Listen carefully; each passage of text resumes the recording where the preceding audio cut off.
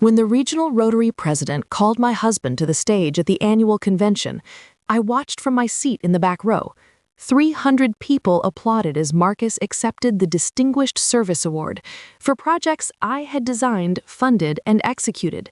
He didn't know I'd already sent the incoming president every contract, every spreadsheet, every proposal with my name on it. His speech lasted 4 minutes.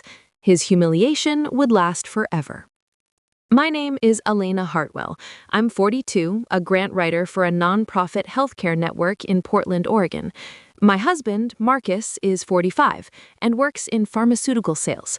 For the past 3 years, he's also been president of the Cascade Heights Rotary Club. That Tuesday evening, I was cleaning up after dinner when Marcus's laptop pinged from the dining table. He was in the shower. The notification preview lit up the screen. Marcus, the awards committee loved your Community Garden Initiative proposal. You're a frontrunner for Regional Distinguished Service. Congratulations on another brilliant project. I stood there, dish towel in hand, staring at those words. Your Community Garden Initiative. I set the towel down and opened his laptop. No password. He'd never locked it around me. The email chain went back 6 months. Project proposals, budget justifications, implementation timelines, all submitted under Marcus's name, but I had written every single one. The Community Garden Initiative wasn't his idea. I'd spent 8 months researching urban food deserts, contacting vendors, negotiating with the city for land use permits. I'd built the budget model. I'd recruited volunteers. I'd secured $47,000 in grants, applications I'd written during late nights after Marcus went to bed. I scrolled further. The Youth Literacy Program, the Senior Technology Workshop Series, the Emergency Food Bank expansion. Every major project from the past 3 years, all presented as Marcus's visionary leadership. I clicked on an attached document, Rotary Regional Awards nomination, Marcus Hartwell. The nominee statement made my stomach turn. Marcus Hartwell has single-handedly transformed the Cascade Heights chapter through innovative programming and tireless community engagement.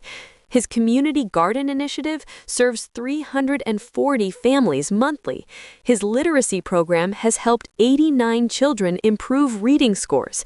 Marcus's leadership exemplifies Rotary's commitment to service above self. My hands shook, not from anger, from the cold clarity of understanding. For 3 years, I'd been Marcus's ghost, and he'd been accepting applause. That's when I knew exactly what to do. The next morning, I called in sick. Marcus left for work at 8:15, whistling as he locked the front door. I went straight to my home office. 3 file cabinets, 7 binders, 12 folders on my desktop labeled by project name. I started pulling documents. Every grant application had my digital signature in the metadata. Every vendor contract listed Elena Hartwell, project coordinator, as the signatory. Every budget spreadsheet showed my email address in the revision history. The Community Garden Initiative alone had 43 pages of documentation, soil testing permits under my name, equipment purchase orders I'd signed, volunteer coordination emails I'd sent. I found the original handwritten notes I'd taken during city planning meetings, my notebook, my handwriting, dated timestamps. I pulled bank statements showing payments from grant organizations deposited into our joint account, then transferred to project expenses I'd managed. By noon, I had a 3-inch stack of evidence. Then I found something else. In Marcus's email drafts folder, a message to the Rotary District Governor, dated 2 weeks ago. I wanted to give you advance notice that I'll be stepping down as chapter president next month. With the regional award likely coming my way, I think it's time to pursue the district governor position. As you know, my track record speaks for itself. I've transformed our chapter's community impact. I believe I'm ready for regional leadership. He hadn't sent it yet. He was waiting until after the award ceremony. I sat back in my chair, my jaw tight. Marcus wasn't just taking credit. He was building a career on my work. That's when I decided to contact someone who could help. I found her on LinkedIn, Catherine Monroe, incoming regional president of Rotary District 5100. Her term started in 3 weeks, right before the annual convention. I drafted an email, rewriting it 4 times before hitting send. Dear Miss Monroe, my name is Elena Hartwell. My husband, Marcus Hartwell, is president of Cascade Heights Rotary and a nominee for the Regional Distinguished Service Award. I'm writing because there are significant inaccuracies in his nomination materials. The projects attributed to Marcus were designed, funded, and executed by me. I have comprehensive documentation to support this claim. I'm not seeking recognition, I'm seeking accuracy. If you're willing to review the evidence, I can provide contracts, grant applications, and financial records, all bearing my name as the project lead. I understand this is unusual, but integrity matters, especially in an organization built on ethical service. Respectfully, Elena Hartwell. I attached a single PDF, the Community Garden Initiative grant application with my signature clearly visible. 2 hours later, my phone rang. Mrs. Hartwell, this is Catherine Monroe. Her voice was measured, professional, but I could hear the edge of concern. I received your email, and I've reviewed the document you sent. I held my breath. I need to see everything you have. Can we meet? We met Thursday morning at a coffee shop in downtown Portland, neutral territory, far from Cascade Heights. Catherine Monroe was in her late 50s, silver hair pulled back, sharp gray eyes that missed nothing. She carried a leather portfolio and ordered black coffee. I brought 3 binders. She opened the first one, Community Garden Initiative. Flipped through page after page, my grant application with digital signature metadata, my emails to the city planning office, my contracts with landscaping vendors. These are all in your name, she said quietly. Every single one. She moved to the second binder, Youth Literacy Program. Same story. Grant proposals I'd written, partnership agreements I'd signed with local schools, volunteer training materials I'd created. Catherine pulled out a yellow legal pad and started taking notes. How long has this been happening? 3 years, since Marcus became chapter president. And he's aware you're doing this work? I paused. He knows I help. He doesn't know I've documented everything. Catherine looked up. What does help mean? I research project ideas, Marcus presents them at chapter meetings. I write the proposals, Marcus submits them under his name. I coordinate implementation, Marcus gives progress reports taking full credit. Did you ever object? At first, I thought we were partners, that it didn't matter whose name was on the paperwork, we were serving the community together. But then I noticed something. I pulled out my phone and opened a photo album, screenshots of Marcus's social media. These are from the past year, photos of Marcus at ribbon-cutting ceremonies, Marcus accepting a plaque from the mayor, Marcus shaking hands with the chapter treasurer while holding an oversized check made out to the literacy program. Every caption, grateful to lead another successful initiative, or proud of what we've accomplished. Catherine's expression hardened. The we being him, the we being the chapter, but he positioned himself as the architect. And I realized this wasn't about service anymore, it was about his reputation. I showed her Marcus's draft email about pursuing the district governor position. Catherine read it twice, then closed the binder. The regional convention is in 2 weeks. Marcus is scheduled to receive the Distinguished Service Award at the Saturday evening gala, 300 attendees. I know. If I present this information publicly, it will be humiliating for him. I met her eyes. I'm not asking you to humiliate him. I'm asking you to tell the truth. Catherine nodded slowly. Then here's what we'll do. She outlined the plan. The convention protocol required the incoming regional president, Catherine, to review all award recipients' documentation before the ceremony. Standard procedure, nothing suspicious. She would request Marcus's project files directly from him, citing a routine verification process for the awards committee. When Marcus sent the files he'd compiled, files that listed him as project lead despite containing my contracts and signatures, Catherine would have documented proof that he knowingly misrepresented his role. Then, at the awards ceremony, she would make the correction publicly, not as an attack, as a factual clarification. "I'll credit you appropriately," Catherine said. "The work deserves recognition, and the person who did the work deserves to be named." I felt something loosen in my chest. Not relief, not yet, but something close to hope. What if he tries to claim we worked together, that it was collaborative? Catherine smiled thinly. Then he'll have to explain why his name isn't on a single contract, grant application, or expense report, and why yours is on all of them.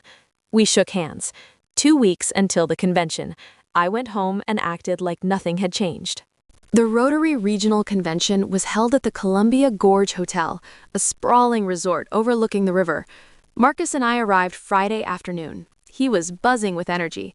"This is it, Elena. Regional award, district leadership track, everything we've worked for." "We?" I smiled. "You've worked very hard." Saturday morning, Marcus attended leadership workshops. I sat by the pool with a book I didn't read.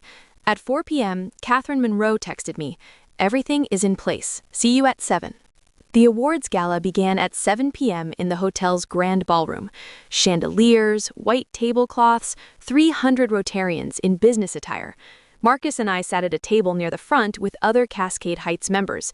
He kept adjusting his tie, checking his phone. "Have you heard anything from Catherine Monroe?" he asked me during cocktail hour. "About what?"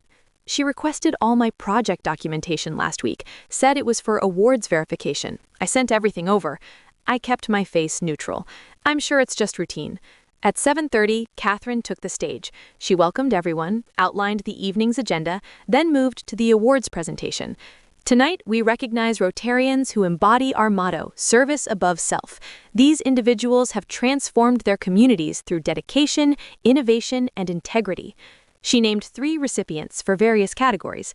Each walked to the stage, accepted a plaque, posed for photos. Then Catherine paused. "Our final award tonight is the Regional Distinguished Service Award. This honor recognizes a Rotarian whose projects have created measurable, lasting community impact." Marcus straightened in his chair. "This year's nominee is from Cascade Heights. The nomination cited 3 major initiatives: the Community Garden Initiative, serving 340 families monthly; the Youth Literacy Program, improving reading scores for 89 children; and the Emergency Food Bank expansion, increasing capacity by 60%. Applause rippled through the room. Marcus stood, buttoning his jacket. Catherine continued. "However, during the standard verification process, I reviewed the project documentation submitted by the nominee." The room went quiet. "And I discovered a significant discrepancy." Marcus froze halfway out of his seat. Catherine pulled out a folder. "The grant applications, vendor contracts, and financial records for all 3 initiatives were signed and executed by Elena Hartwell, the nominee's spouse and the true project architect." I felt every eye in the room turn toward me. Catherine kept talking, her voice steady and factual. "Mrs. Hartwell wrote the grant proposals that secured $47,000 in funding for the community garden. She negotiated the land use permits with the city. She coordinated 40 volunteers and managed the implementation timeline." She clicked to the next slide, a projected image of my signature on the Garden Initiative grant application. "For the Youth Literacy Program, Mrs. Hartwell established partnerships with 6 local schools, recruited 15 tutors, and tracked student progress data." Another slide. My email correspondence with school principals.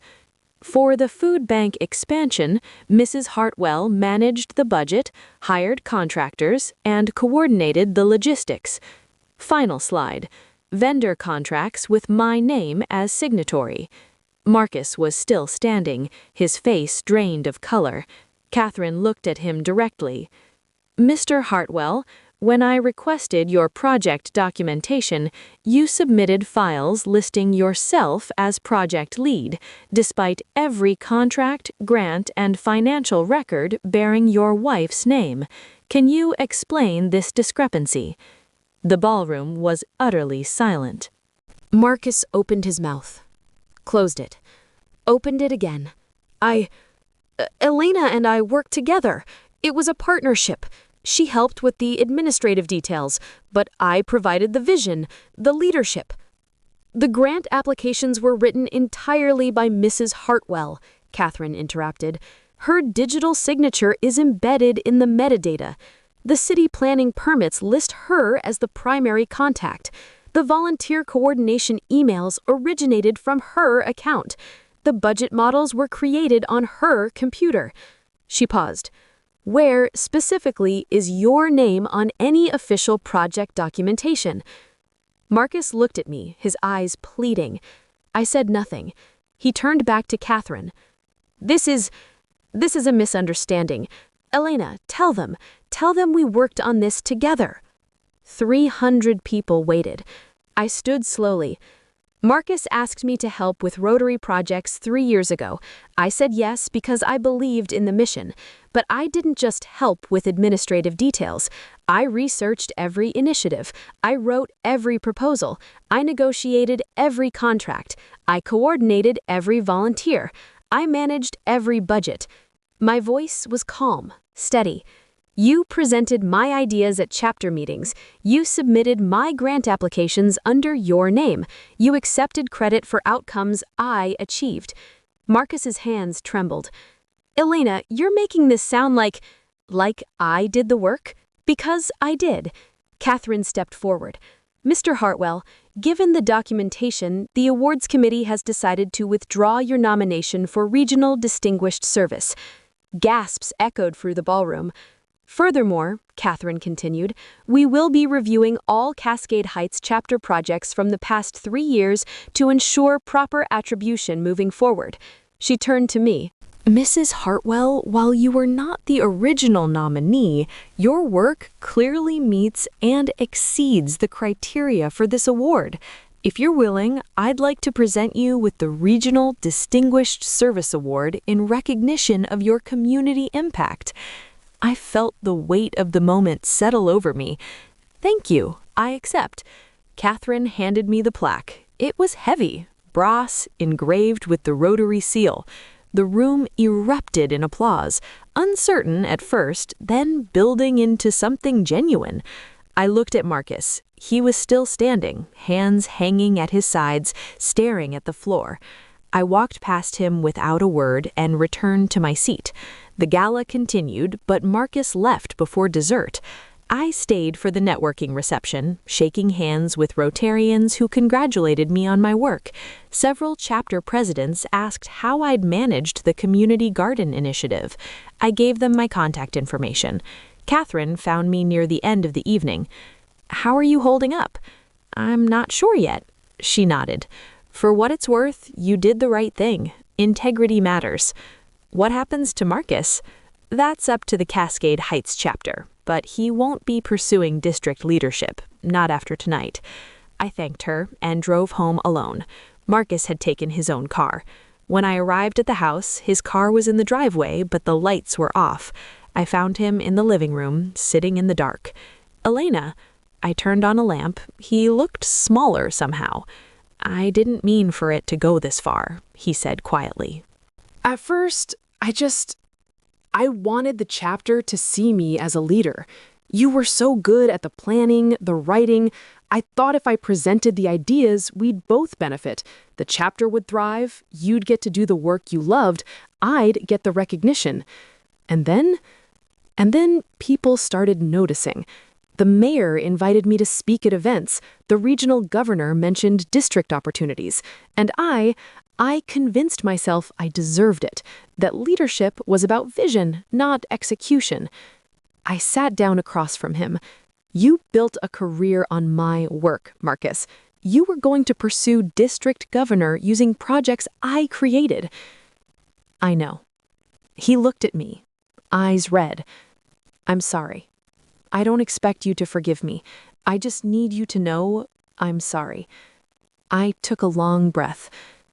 I don't know if we can come back from this. I know. We sat in silence. Finally, I stood. I'm going to stay with my sister for a few days. I need space to think. Marcus nodded. Okay. I packed a bag and left. 6 months later, I didn't go back to the house. Marcus and I separated in November. The divorce was finalized in March. We split assets evenly. He kept the house. I moved into a condo downtown. The Cascade Heights Rotary chapter held a special election. Marcus resigned as president. They elected a new board. Catherine Monroe asked me to join the district awards committee. I accepted. I also started consulting for other Rotary chapters, helping them develop community programs. Turns out, people valued my expertise when they knew it was mine. One Thursday afternoon, I was presenting a workshop on grant writing at a regional training event. 40 Rotarians attended, taking notes as I walked through proposal templates. After the session, a woman in her 30s approached me. Mrs. Hartwell, I'm Rachel Kim, president of the West Side chapter.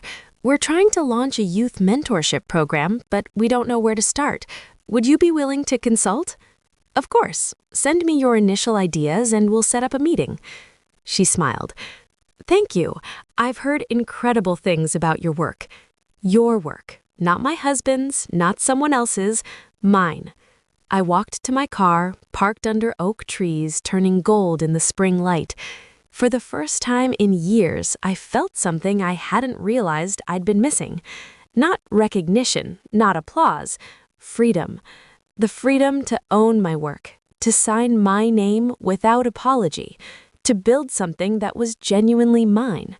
Marcus had taught me an expensive lesson, that giving away credit doesn't make you generous, it makes you invisible. I would never be invisible again.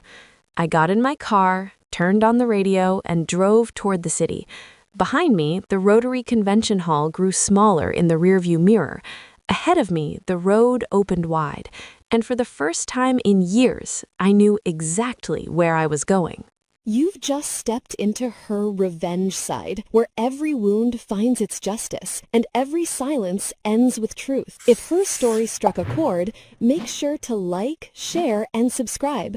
Your support keeps these stories alive. Another secret waits in the next video. See how her revenge begins.